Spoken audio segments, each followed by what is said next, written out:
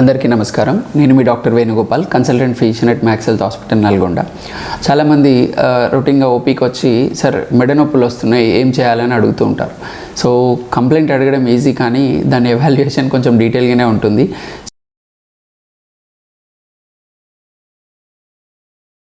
So neck పెయిన్స్కి first of all మనం age factor కూడా చూసుకోవాలి. యంగర్ ఏజ్ గ్రూపా, ఓల్డర్ ఏజ్ గ్రూపా.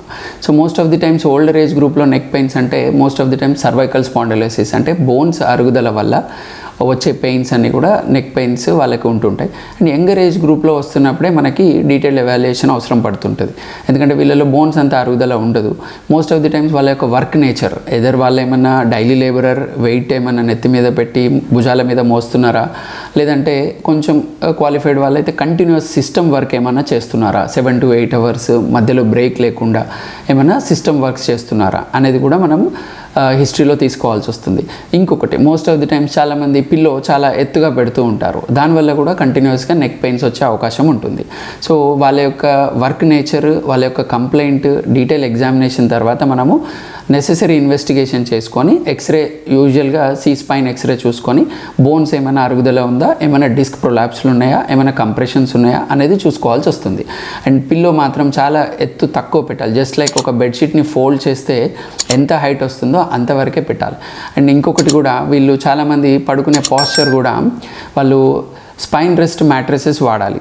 అండ్ ఎత్తు పల్లాలు ఉన్నవి, పత్తి పరుపులు, పడుకోగానే లోపలికి వెళ్ళే లొంతలాగా ఉండే పరుపులు, ఇలాంటివి అన్ఈవెన్ సర్ఫేసెస్ మీద పడుకోవద్దు.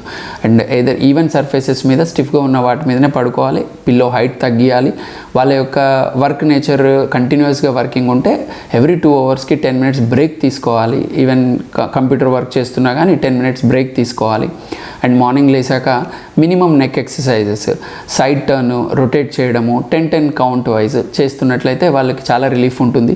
అండ్ ఏజ్డ్ వాళ్ళు సర్వైకల్ స్పాండిలోసిస్ ఉన్నట్లయితే వాళ్ళు సివియారిటీని బట్టి ఓన్లీ పెయిన్కి మెడికేషన్ వాడడం, సివియర్గా ఉన్నట్లయితే సర్వైకల్ కాలర్ వాడడం, ఇట్లాంటి వాటి వల్ల వాటిని ఉపశమనం పొందవచ్చు.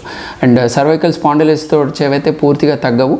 అండ్ అది కాకుండా యంగర్ గ్రూప్లో వచ్చేవి మనకి కాజ్ క్లియర్గా ఫైండ్ అవుట్ అయితే అవి సాల్వ్ చేస్తే చాలా వరకు రిజాల్వ్ అవుతుంటాయి.